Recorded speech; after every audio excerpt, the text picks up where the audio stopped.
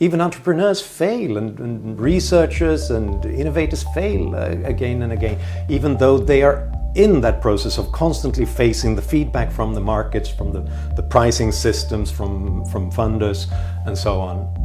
Why would it be that a few guys at the top who don't even risk their own money would have superior knowledge than those millions constantly experimenting?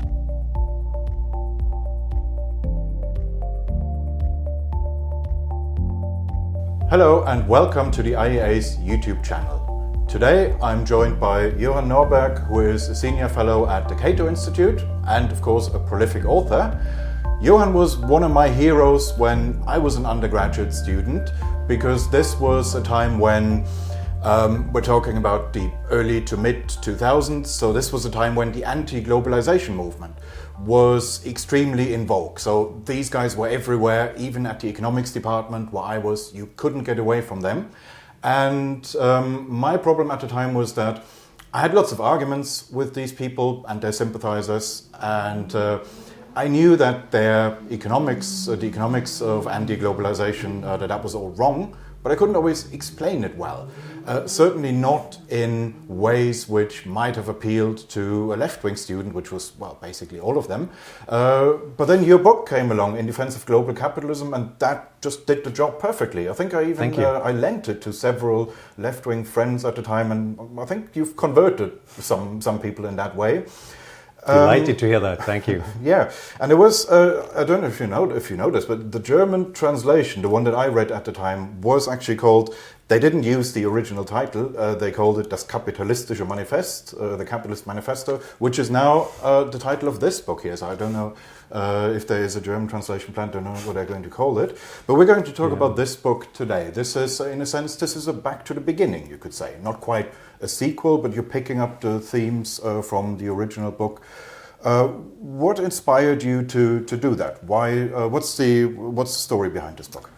Well, the story is that we kind of lost the debate about capitalism after having won it. Yeah. So the opponents, they weren't converted. They kind of agreed that some of the proposals might have been wrong, or at least they weren't as enthusiastic about it after the last debates. But then they moved on to new topics and new events and new problems, and saying that, but this shows us that why capitalism is bad. So once upon a time it would destroy poor countries and create inequalities and increase poverty. Well, now we know that it was the opposite. We've seen the biggest poverty reduction the world has ever seen. But then they move on and say, okay, that might be true, but what about global warming? What about new forms of inequality within our societies? What about deindustrialization? So they constantly move on, and that's why we also have to move on and apply basic economic and market principles on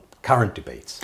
Yeah, that's usually the problem with left-wing movements, that they are very much in fashion for a while. In this case, this was maybe a decade or so, late 90s to the end of the first decade of this century.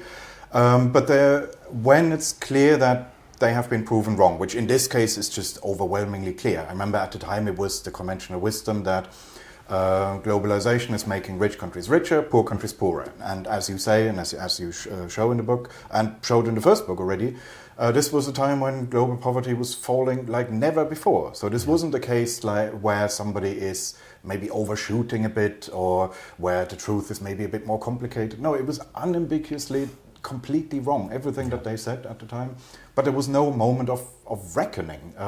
Why do you think that is? Why are we so bad at holding our opponents to account, basically? Yeah, that's strange how we just pocket the old victories and move on to the next problems. And I think it's partly because of human nature. I mean, Mother Nature is an economist, and problems solved are problems forgotten. Yeah. So if capitalism suddenly reduces extreme poverty around the world from, in the past 200 years, above 80% to less than 8% today, it's the most astonishing thing that has ever happened to mankind. But we just say, oh yeah, it did that, but what about? And then they move on to the next thing. Partly because human nature, we are problem solvers, but to be problem solvers, we have to look for problems and constantly look for the next problems. The tragedy, though, is that the anti-capitalists, they never stop and look at how these problems were solved, not top-down, not command and control, but through the experiments and the innovations and the business models of millions of people experimenting. And because that would give them a clue as to how to solve the next problem. Yeah. I mean, it's kind of understandable that somebody 20 years back, so this was before Our World in Data existed, or the Hans Rosling data gathering project. At the time, okay, I can see how you would see a lot of cheap trainers in the stores, and you might think, well, clearly we are exploiting the third world. You don't have access to all the facts. But you would think nowadays, with all the access to information that we have, it should be, at least some people should think, well, why did I get this so wrong at the time? You would hope. On the other hand, it might also suggest that some of them aren't in it for problem solving. Some of them just want to smash capitalism. And I think pretty much all of them. I think at least to some of them, it's a basic anxiety and they're uncomfortable with people becoming rich out of starting businesses, taking risks and innovating. They dislike that kind of society, associates it with materialism and greed and things they're not happy with. So they're not really interested in seeing the net positive of this whole system. So they will keep on moving to the next thing. You know, once upon a time it would be, our part of the world would be undermined and the middle class would become proletarians and the proletarians would starve. Well, we created the richest civilization in history and then they move on. Yeah, but that's because we exploit poor countries in Asia. But now we've seen the rise of Asia and this poverty reduction. And then people say, yes, that's the problem because too many people are getting rich. And that will hurt the planet and the environment. So they will always find something. Yeah. One of the differences I've noticed between In Defense of Global Capitalism and this one is that last time, and in some of your other writings, your main target used to be the anti-capitalist left. Whereas in this case, it's quite evenly balanced. It's also about what you could call communitarian conservatives or national conservatives. So basically right-wing anti-capitalists. It's about 50-50 in this book. Is that fair to say? I think it is. And it's not because I've changed between these two books. It's because part of the right has shifted to a more populist, nationalist, anti-capitalist stance. It was very surprising to me when I had a book forum when I published the book at Cato, and we invited an opponent who gave us all the same kind of leftist arguments that it just enriches a few rich people and big business, but it hurts the poor and we'll get deindustrialization. So now we need tariffs, we need active industrial policy, we need more generous welfare policies and a higher minimum wage and so on. And this wasn't a guy from the left, it was a guy from the right, from the think tank, nationalist conservative think tank American Compass. And it tells you something that I think partly it's because of accidents. I mean, Donald Trump broke the party and it had to be filled with something and some want to fill it with leftist bromides and nationalism. But also I think it's because of this change in the world. The fact that 20 years ago people fear that capitalism, big business, it will make us rich, but it will make somebody else poor in the third world. Now we've seen the rise of the third world, and then some people are still not convinced because they still think that the world is a zero-sum game and that economics is zero-sum. So if they so obviously benefit, and if poverty is being reduced so fast, it's probably us who are losing out here in in Europe and in America. So it has created a new anti-capitalist, anti-globalist narrative. But this time around, it's because the poor get richer, and that might hurt us in rich countries. Yeah, it's a complete reversal of the old story from the early 2000s, where the story was we are exploiting the third world, we let them do the dirty business, and we benefit from it, enrich ourselves. And now it's they're stealing our jobs. It's maybe for that reason it lends itself more to a right-wing, Trumpian, populist kind of narrative. And that's why we see, well, on both left and the right, a kind of romanticism about the post-war decades, 1950s, 1960s. You address that in chapter 3 here, with some differences in emphasis. On the left, it would be more, they would see that as a period when the capitalist class was under threat and was forced to make some concessions to the working class. The right would have a different version of it. They would say it's because we kept our manufacturing jobs at the time, we protected them, and now we've outsourced all of that to China, and now everyone is a Deliveroo driver or working at a call center. But you're not convinced by this 1950s romanticism. Right, no, I'm not, because we're all nostalgics. That's also part of human nature. I happen to know for a fact that the best music objectively was done in the 1980s. It was Depeche Mode, The Cure and the Sisters of Mercy. And everything since then is incomprehensible to me. And that's the case for us all. Whenever I ask people, if you believe in the good old days, when were the good old days? And by accident, it almost always is when people were teenagers or the early 20s, because then the world is exciting and yet safe, and you don't have kids yet. Soon you'll get kids, and you have to think about everything that can go wrong in the world, and you start paying the bills, and you're not as excited anymore, perhaps. And I think this is why we need something else than just going by our gut feeling that the 50s were great and the golden era.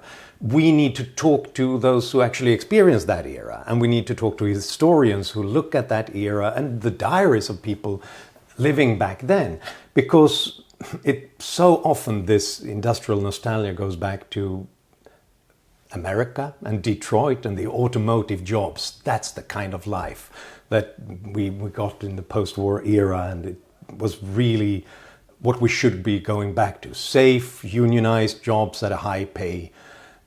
But when historians talk to people who actually experienced it, they say that it was dirty work, it was difficult job, long hours, you often lost an arm to a machine if you weren't careful, and many of them had to take a second job to pay their bills, even in that industry.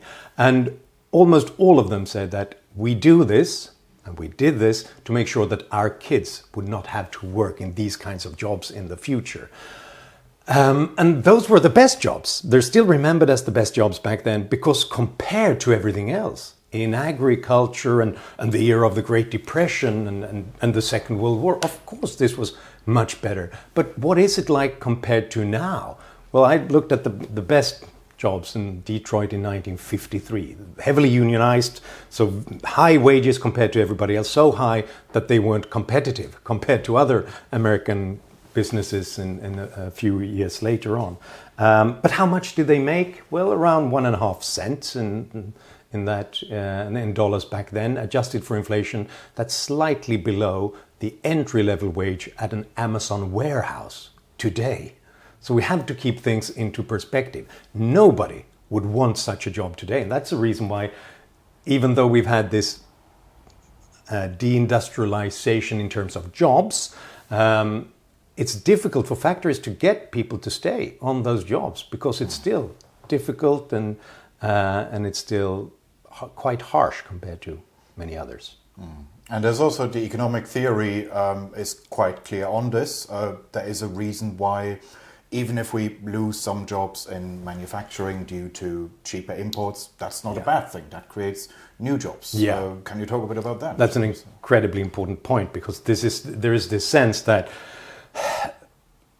we need to go back to those factories. Well, we keep on doing that. In America, factories are producing almost at an all-time high in the value produced. It's just that they don't need as many workers as they did before. And that's how we stay competitive. That's how we make sure that we can produce more things with fewer people and make it possible for us to climb the value ladder, to move on to other jobs, which are more capital intensive, which are more education intensive. We move on to research and development and into engineering, and we move on to marketing and design and buying and selling, rather than standing in the factories.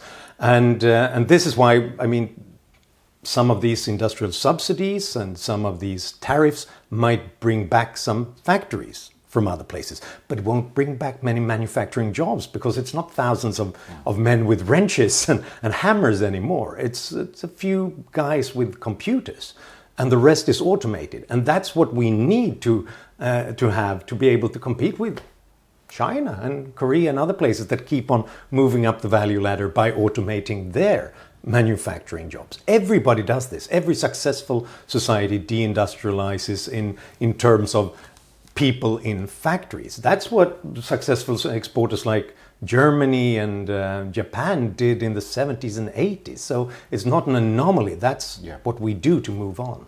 And it's that process also which makes these industrial goods cheaper, which means they occupy a smaller space within our budgets, which frees up space for other things.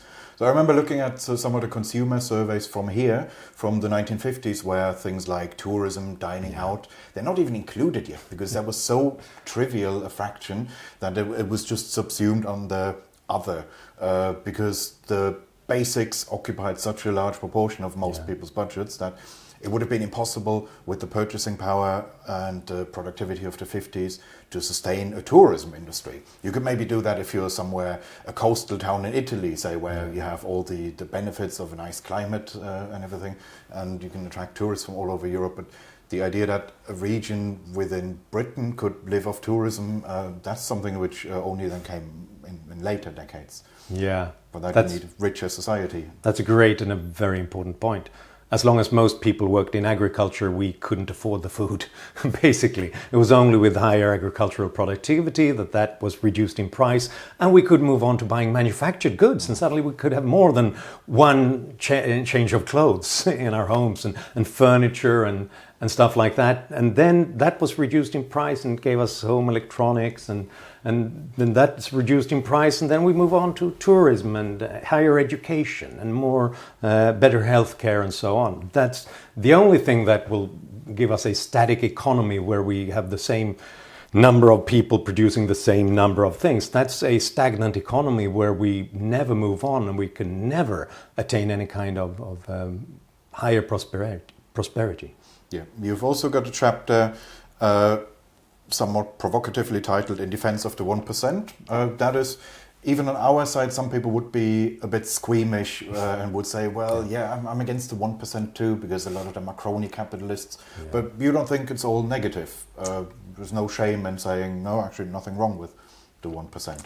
Well, I'm sure there are some who made their money in a nasty way, and often by making politicians and bureaucrats happy rather than consumers.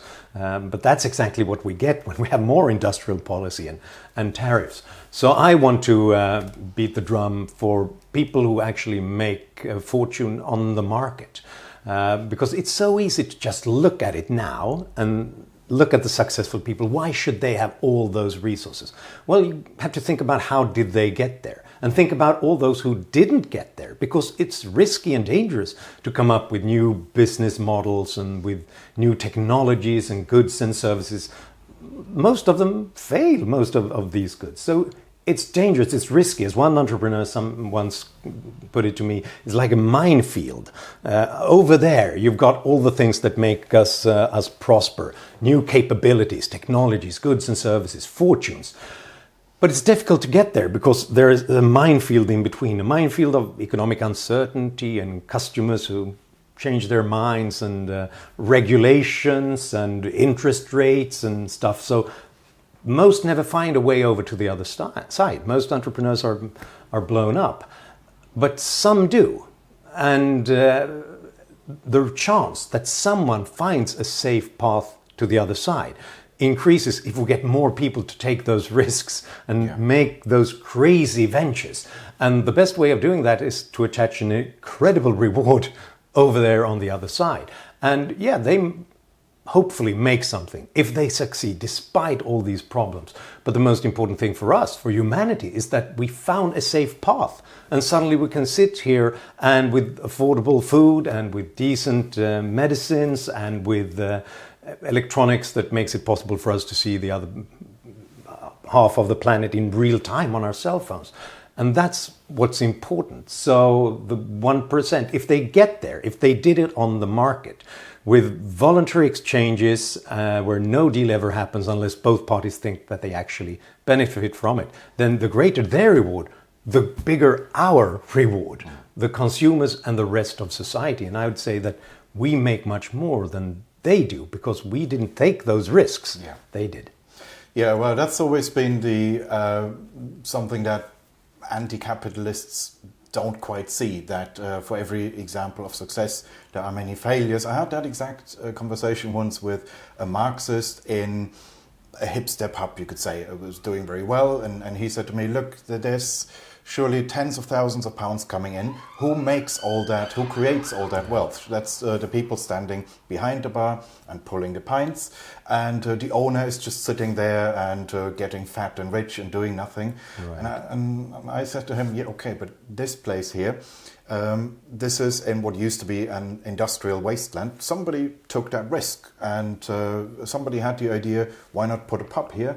And surely there are many other examples of places which started in a similar way but never got off the ground, never got anywhere. So you're looking at the successful example. That would be like saying, okay, I'm interviewing people who won the lottery, and they will then say, well, and then I'll conclude, yeah, playing the lottery makes you rich. That's a great point. And I think it's so important to explain to people that profits, if an entrepreneur makes a profit, it's because they've enriched so many people on the way, and they actually stand last in line. Because first they have to invest in that pub. They have to take up a loan probably to do it and pay the loans.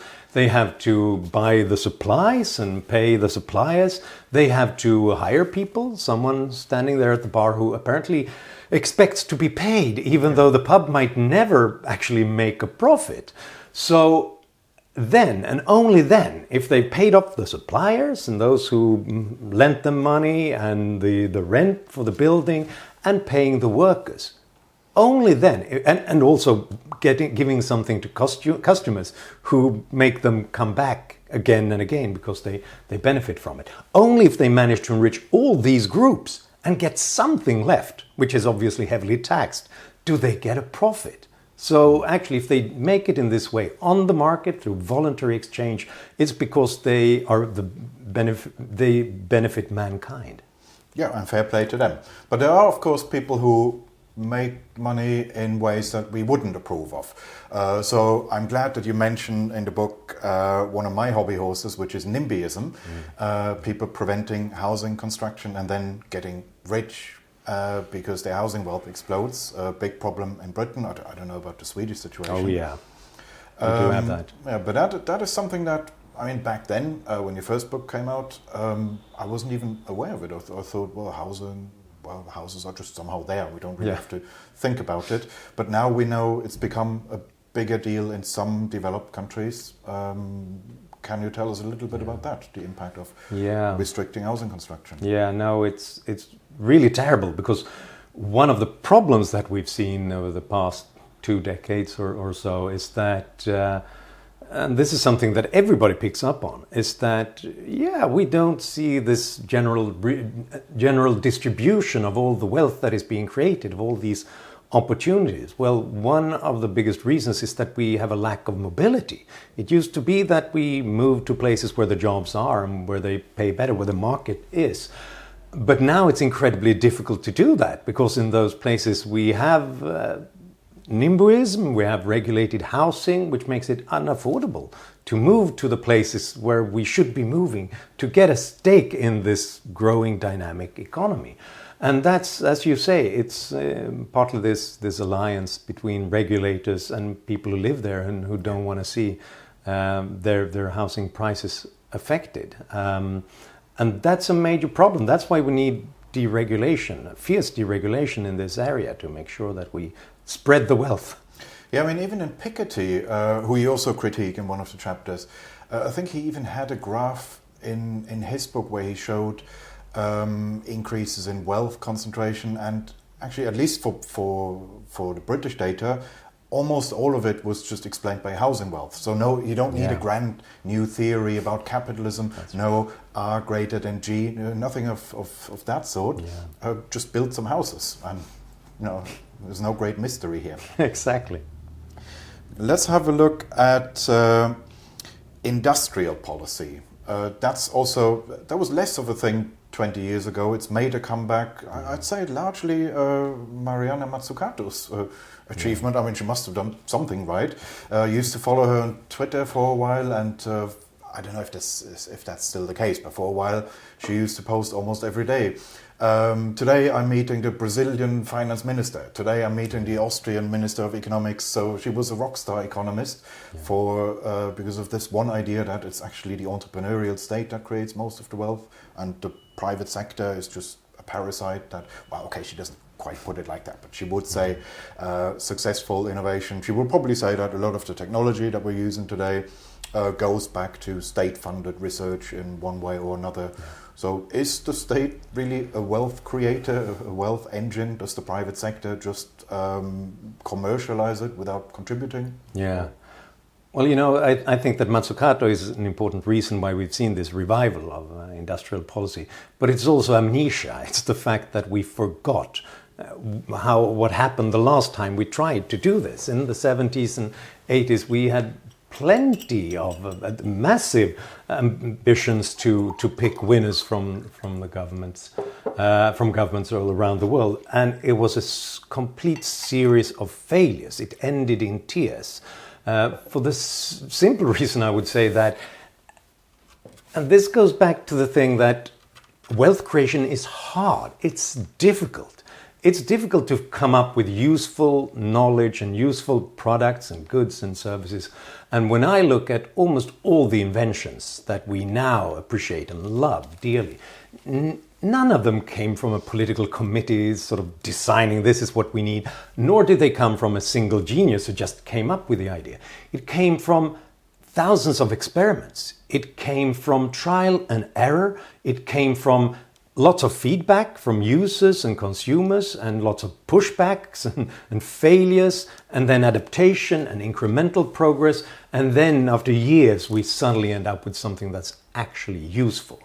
And if you don't understand that, if you think that it's easy to start a successful company, then it's easy to say that let's just have the government push the button a little bit more and create more useful products and innovations, because that'll be great. That's not what happened. That's not what we got when we had industrial policy the last time around. We got old rusty shipyards, and we got France's Minitel, and we got Concorde, the supersonic flight. We got Quero, which everybody, or at least the French and the German government, thought that we all would be using instead of Google now to find better search results, because they just knew that this was the future of the digital world, but it all ended in tears.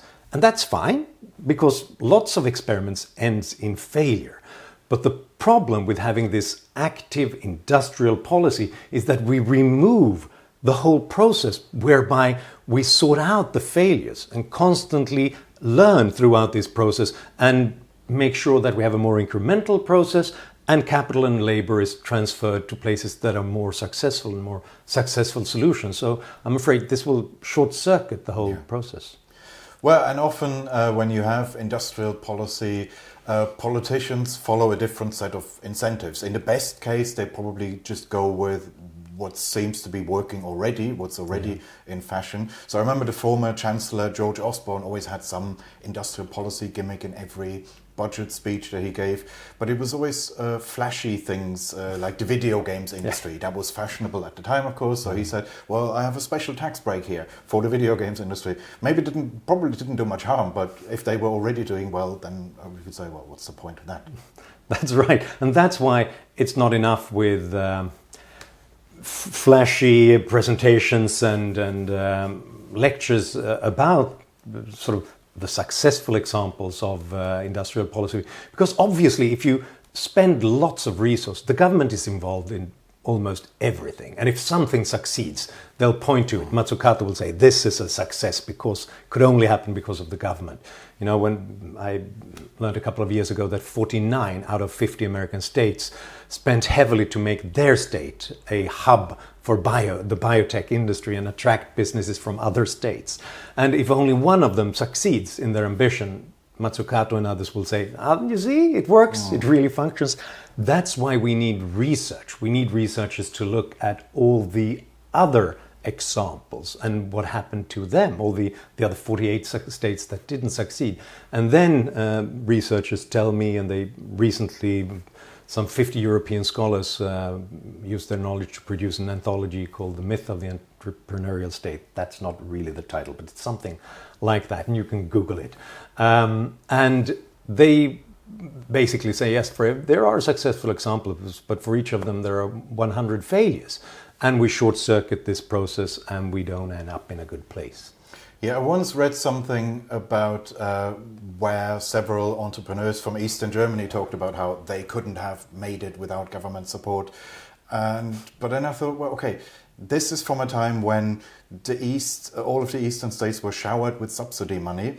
It would be strange if you subsidize everything, something is going to succeed eventually. If you look at a heavily subsidized region where everything is subsidized in some way, of course there will be some winners, but you have to ask, hey, what's the opportunity cost?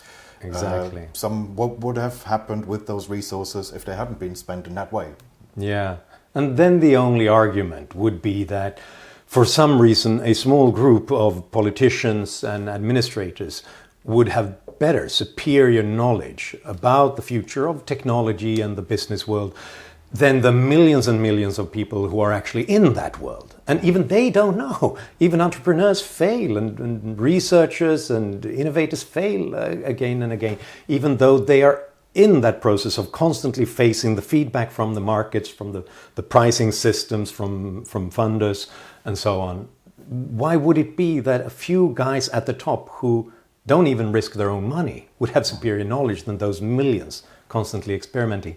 I haven't seen anything in our political establishment that has sort of recently proven their superior knowledge about these things. No, but yeah, it's only when you make that assumption that industrial policy can make sense. Because if it's so obvious that something is the key industry of the future, well then surely it should be super easy for them to attract financial support. Exactly. And I mean, this is why the Brazilian Minister of Finance is so happy about Mazzucato's arguments, and they all want to meet her, because she's basically saying that you know best, you know better than all these people on markets. But then we should ask them, so why don't you mortgage your summer home in that industry before, if you know that this is the future? At least do that before you take the taxpayers' money. Yeah, if you have all this knowledge, why aren't you a millionaire? Okay. In chapter 5, you talk about big tech. That goes back to what I said earlier, that in this book you take roughly equally issue with the anti-capitalist left, but also the anti-liberal right. In this case, the obsession with how big tech is the enemy. That's something that's more common on the conservative right. Also, it might change now with Elon Musk's takeover of Twitter, but at least so far that's mostly been a conservative right-wing thing. But don't they have a point in that there are network effects in some of the big tech industries? So you could set up a competitor to Twitter, you could call it Norberg Social. It's just that even if, say, technologically your version is better, well, everyone I want to follow is on Twitter. So do I really have a choice? Yeah. No, there are network effects. I agree. Norberg Twitter isn't a great success so far. But if there are network effects, they should be exploited for the best of the consumers and for the users. If we broke up all social media into tiny bits and pieces all over the place, that wouldn't be much use for it. The point is that we want to get in touch with people. So it's a good thing that they're exploited. The question is, are they exploited to the extent that it's impossible to compete with them and start something new and better in the future? And then I just did the, to me, very amusing thing of looking at what social media looked like 20 years ago when I wrote my last book on global capitalism. Because back then it was, newspapers wrote about it will be impossible to break this natural monopoly in social media, this big social platform, MySpace, because they have all these users and they're so heavily invested. They will never switch to an alternative. And obviously the great cell phone king would dominate forever, which was Nokia at the time. So we proved through all these Facebook and the iPhone and Google, which now seem like monopoly powers, that they were new entrants into these markets and broke. Yeah, I think that was a Guardian article about MySpace, how they will dominate forever. And Guardian articles usually age hilariously badly. It's pretty much any old edition of the Guardian from 20 years ago, or even less. You would think, well, it's obvious it didn't happen. That's right. But yeah, that's just the nature of that game. Yeah. And there is a case, I would say, that yes, if we already have Twitter, it's more difficult. There's an innovation shadow in a way. It doesn't really make sense to invest heavily in coming up with a competitor to Twitter or to Facebook and do exactly what they do. But that might even be a good thing, because would we want another Twitter? Isn't one bad enough? But do we want another Facebook? Perhaps it's good that money is channeled into more really radical innovation that might be disruptive. That more money has gone into AI platforms, for example, something that could really threaten these old social media platforms. Yeah. Well, I mean, that is kind of already happening. I guess when you do a revised edition of this in a couple of years, the passages about Facebook will probably sound quaint already. Yeah. A colleague told me the other day that his teenage daughters don't want to use Facebook because they see it as an old people's platform, which sounded a bit jarring. I mean, I'm not an active Facebook user, but I still used to think of it as this amazing technology. You can see what people that you maybe haven't seen since high school, what they're up to now, but there's a generational effect, and in that way, I guess you can break up even if the network effect is there, you just have a whole cohort at once looking for something else, and in that way, Facebook will probably find out market power positions. That's a great point. And even when I wrote the book, people said that no social media platform can ever attain the size of Facebook. But while I was writing it, TikTok did. So it's happening again and again. One of the things that, I mean, on the whole, your first book on globalization, I'd say, aged terrifically well. Certainly better than all the anti-capitalist books. Better than the Guardian pieces. Well, and better than Naomi Klein's stuff. Yeah. One thing where the pro-globalization side was probably wrong, and you admit this in the book, is that we thought at the time, well, if we integrate China into the global economy, they will become more or less like a Western liberal democracy. That clearly didn't happen. Were we too naive at the time, or could it have happened? What went wrong there? It's certainly a disappointment, and I was wrong. I thought by this stage China would have had much more of the experiments that were going on 20 years ago in opening up the public sphere to more debate and freer media, and even at the local level some experiments with local democracy. Not because the Communist Party was in favor of openness and democracy, but because they knew that what doesn't bend might break at some point. So I was hoping that would move on, and we'd see the same process that has happened in other countries that moved on to sort of a large middle class and with more access to information and so on. That clearly didn't happen. But I think it's important to think hard about why it didn't happen. Why did we see this terrible backlash and authoritarian revival after 2010, and especially under Xi Jinping's rule? When you look at why they chose to do what they did and how they argued, they actually used the same kind of words and phrases that we did when we hoped for this future. They were saying that this economic opening up is dangerous, it's risky, because it's unleashed lots of forces that we cannot control. people demand more, we get more independent wealth and independent eccentric entrepreneurs, and they begin to speak their minds. They're not dependent on the party anymore, and they set up their own media businesses. They understood that this is a risk to the party. Unfortunately, they then chose not to go with that flow, but instead to turn to harsh repression against this thing and trying to stand at thwart history and yell stop, basically, at these forces.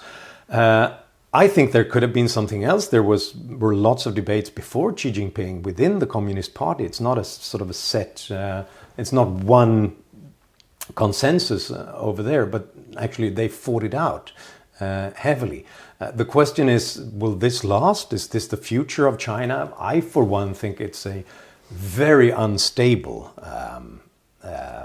place where they've ended up. A place where they are trying to dismantle and control all the forces that they need as an engine for prosperity and for a dynamic society that continues to deliver the goods for people.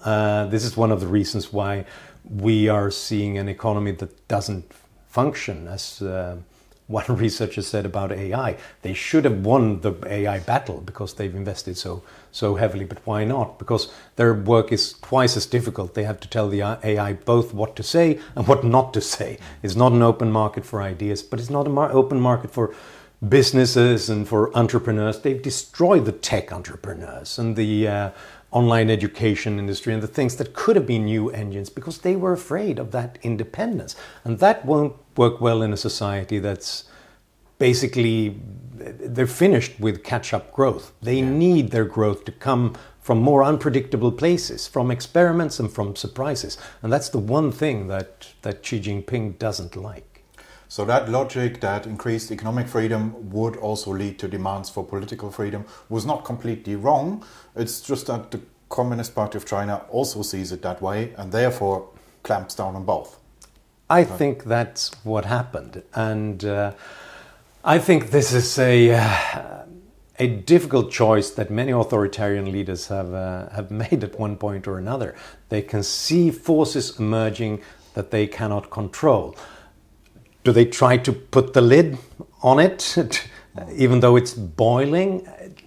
You know, I think that it's much less stable than we expect. And one thing that really drove this point home to me was the COVID protests. Mm-hmm. You know, we think it's all silent and quiet because repression is so harsh. But the moment a few students just appeared on the streets and attacked Xi Jinping's zero COVID policy, hundreds of cities saw these protests instantly. And the party was so afraid of it that they did what they said could never be done, just abolishing that policy almost overnight. Mm-hmm. So it tells you that they're not sure that they've made the right decision, I don't think. Right. I'm afraid that's all we got time for. I guess in 2043 or so you will have a third book on global capitalism out, and maybe we will still be sitting here and talking about why we're still not winning. I'm sure we will. The opponents will have moved on. Oh yeah, so there will be some other fashionable movement in town by then. We'll have to go to where the sinners are. Thank you very much for coming, and thank you for watching, and don't forget to hit the subscribe button.